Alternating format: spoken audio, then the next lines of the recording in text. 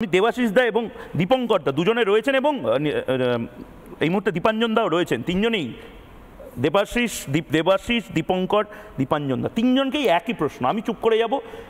দেবাশিস দাকে দিয়ে শুরু করি। কি কম্পালশন আমাদের ট্যাক্সের টাকায় একজন ইন্ডিভিজুয়াল একজন মানুষকে সাপোর্ট করতে জান লড়িয়ে দেওয়া হচ্ছে? একদম আমরা তো জানি আমাদের যিনি মুখ্যমন্ত্রী তিনি হচ্ছেন সততার প্রতীক। উনি কিন্তু প্রথমেই বলেছিলেন, আমি সৌরভের সাথে গলা মিলিয়ে বলতে চাই যে উনি তো বলেছিলেন যে আমি গুন্ডাদের কন্ট্রোল করি। তো সেই গুন্ডাদের আজকে উনি কন্ট্রোল করছেন, সাপোর্ট করছেন, যেটা সৌরভ বলার চেষ্টা করছিল। কেন সৌরভকে সাপোর্ট করবে না, বা সৌরভ নয় আরও বড় বড় নেতাদের কেন মমতা ব্যানার্জি পার্থ এর মতো লোকেদের কাছে আসবে না, কেন অনুব্রতকে এবং শাহজাহানকে সাপোর্ট করবে? তার একেবারে পরিষ্কার একটা কথা আছে যে যারা টাকা তুলবে এবং ভোটটা করাবে, এই যে ক্ষমতা এবং দক্ষতা যাদের থাকবে তাদেরকে মমতা ব্যানার্জিকে সাপোর্ট করতে হবে। মানে একটা বাংলায় কথা আছে জানো তো ময়ূর, চোরের মন বোচকার দিকে। এখন সেটার ইংলিশে তর্জমা করলে দাঁড়ায় তৃণমূল মাইন্ডস টুয়ার্ডস দ্য পোটলা। মানে এটা একেবারে অবধারিত হয়ে গেছে। মানে এই যে জায়গাটায়, মানে যেটা তুমি বলছিলে, মানে আসলে তো এই অনুব্রত, শাহজাহান এদের কাছে লুকিয়ে আছে তৃণমূলের প্রাণভোমরা। মানে এদেরকে যদি ধরে ফেলা হয় তাই তো অনেক কিছু শেষ হয়ে যাবে। তাই জন্য সবসময় বা যে কোনোভাবেই হোক মমতা ব্যানার্জি তার আপ্রাণ চেষ্টা করে যাবেন যে যেভাবে হোক এই শাহজাহানকে বাঁচাতে, শওকতকে বাঁচাতে, আরাবুলকে বাঁচাতে, অনুব্রতকে বাঁচাতে। তুমি খেয়াল করে দেখো, আমি যে পয়েন্টটা বারবার বলার চেষ্টা করছি, অনুব্রতকে বাঁচাতে বা শাহজাহানকে বাঁচাতে যে তৎপরতা, যে ভাবে মমতা ব্যানার্জি চেষ্টা করছেন, সুজয় কৃষ্ণ ভদ্র পার্থকে বাঁচাতে সেই চেষ্টাটা করেছিলেন। হতে পারে পার্থ হয়তো সেই টাকার ভাগ দিয়েছে কি দেয়নি, আমি সবের মধ্যে যাচ্ছি না। আমি বলছি যে আসলে যে সোর্স অফ মানি, রেভিনিউর যে সোর্স, যেটা আমরা বরাবর বলে আসছি, সেই সোর্সটা আসে তো এই ধরনের শাহজাহান, আরাবুল, শওকতদের কাছ থেকে, যেটা না হলে তৃণমূল একেবারে বলছেন। বিক্রম ঘোষ বলে যে দর্শক একদম শুরুতে শোনালাম, এটাই তো মডেল, একটা মডেল, এটা তো মডেল, এই মডেলটাই তো তৃণমূলের মডেল। এটা আমি আজকে বলছি না, বহুদিন ধরে বলছি যে দুষ্কৃতীদের নিয়ে এই তৃণমূল কংগ্রেসটা গড়ে উঠেছে। তার একটাই কারণ, পশ্চিমবঙ্গ থেকে খুঁড়ে খুঁড়ে খাবার জন্য, মানে প্রতিটা মধুভাণ্ড খাবার জন্য।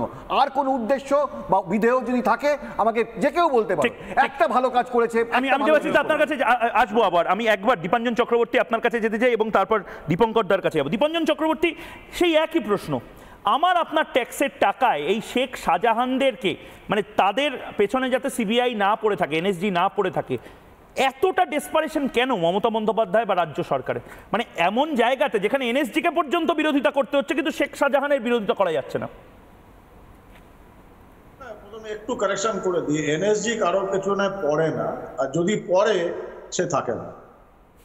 এবার একটা কথা বলি, যেটা তোমরাও আলোচনা করছো, আমি সৌরভপ্রিয় বাবু আছেন, আমি ব্যক্তিগতভাবে ওনাকে খুব পছন্দ করি। কি করবেন, ওনাকে তো রাজনীতি নিজের দলকে সাপোর্ট করতেই হয়।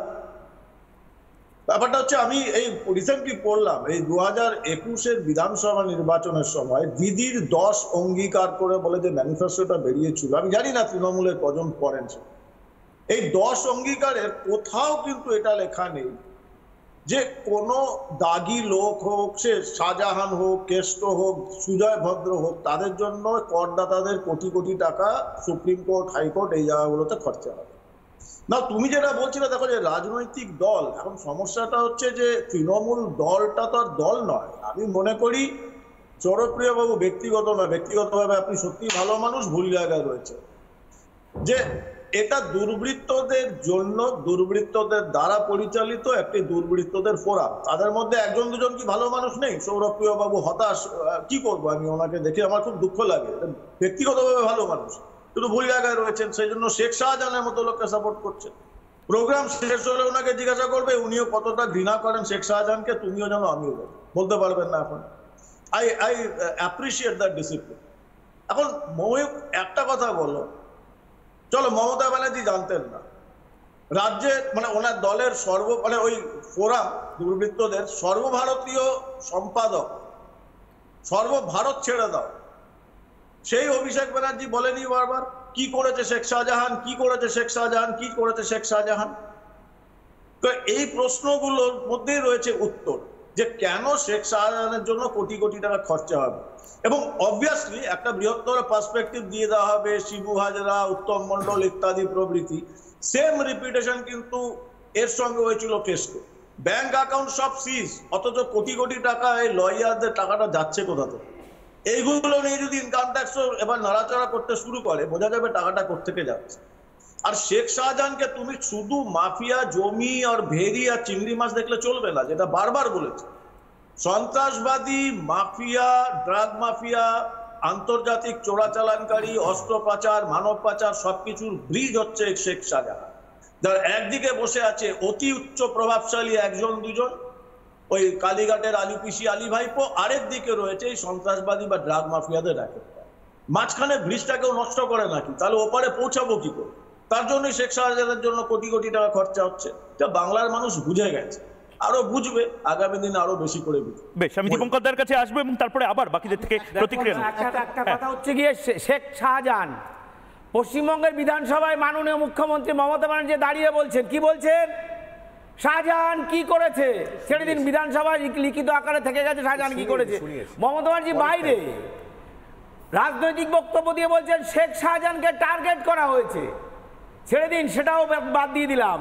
তার দলের সর্বভারতীয় সাধারণ সম্পাদক আঞ্চলিক দলের, তিনি বলছেন শাহজাহানের কি করেছে। আর এই শাহজাহানকে বাঁচানোর জন্য মমতা ব্যানার্জি কোথায় যাচ্ছেন? প্রথমে হাইকোর্ট, হাইকোর্টের পরে হাইকোর্টের ডিভিশন বেঞ্চ, তারপরে সুপ্রিম কোর্ট, তারপরে সুপ্রিম কোর্টের ডিভিশন বেঞ্চ। একটা জায়গা বাকি আছে ময়ূক, প্রধান বিচারপতির ডিভিশন বেঞ্চ। আমি বলে দিচ্ছি মমতা ব্যানার্জি সেখানেও যাবেন এবং সেখানে গিয়ে থাপ্পড় খাবেন। কি করেছে শাহজাহান? শাহজাহান করেনি এমন কিছু নেই। না, কিন্তু কম্পালশন দেখুন, আমি বলি আমার আপনার ট্যাক্সের টাকা আমরা এই শাহজাহানকে এসেছে ড্রাগ পাচার, দুবাই যোগ, শফিকুল মোল্লা কে? শাহজাহানের লোক। অস্ত্র পাচার, আবু তালেব কে? শাহজাহানের লোক। শাহজাহানের ডানা, শাহজাহানের সাথে ঘুরে বেড়ায়। ছেড়ে দিন, পশ্চিমবঙ্গের যত টেন্ডার হয়েছে সন্দেশখালী, মিনাখা, সরবেরিয়া অঞ্চলের সমস্ত টেন্ডার কে পেয়েছে? শাহজাহানের লোক। টেন্ডার খুলতে গেছিল বিডিও, বিডিওকে মেরে মাথা ফাটিয়ে দিয়েছে, বিডিওকে মমতা বন্দ্যোপাধ্যায় জানেন না, বানিয়ে দিয়েছে। এগুলো মমতা বন্দ্যোপাধ্যায় জানেন না, সব জানেন। এবং এই চোরকে বাঁচাতে গেলে, কারণ এই পার্সেন্টেজটা, এই শাহজাহানের পার্সেন্টেজের টাকা তো 30-70-র মাধ্যমে কালীঘাটে পৌঁছেছে, যার জন্য যদি বেরিয়ে যায় তাহলে টাকার হিসাব যখন সিবিআইর কাছে চলে আসবে, যখন ইডির কাছে চলে আসবে, যখন এই টাকাটা কি শুভেন্দু অধিকারী নৌকায় করে নিয়ে আসতো? সংখ্যাটা কিন্তু মমতা বলছি কি নৌকায় করে নিয়ে আসতো শুভেন্দু অধিকারী? শেখ শাহজাহানের থেকে 30% টাকাটা নৌকা বড় বড় নিয়ে আসতো। আলিপুর সেন্ট্রাল জেলে করতে হবে। শেখ শাহজাহানের বাড়িতে রয়েছে, বালু রয়েছে, জীবন রয়েছে, মানিক রয়েছে, সমস্ত শুভেন্দু অধিকারী টাকাটা নিয়ে এসে পরবর্তী বৈঠক আলিপুর সেন্ট্রাল জেলে সৌরভ বাবুর কিছু করার নেই। শুভেন্দু টাকা বাঁচানোর তাদের কথা বলতে হবে, কিন্তু কিছু করার নেই। একটু থামাচ্ছি, এই বাংলার জনগণ, এই বাংলার জাগ্রত জনতা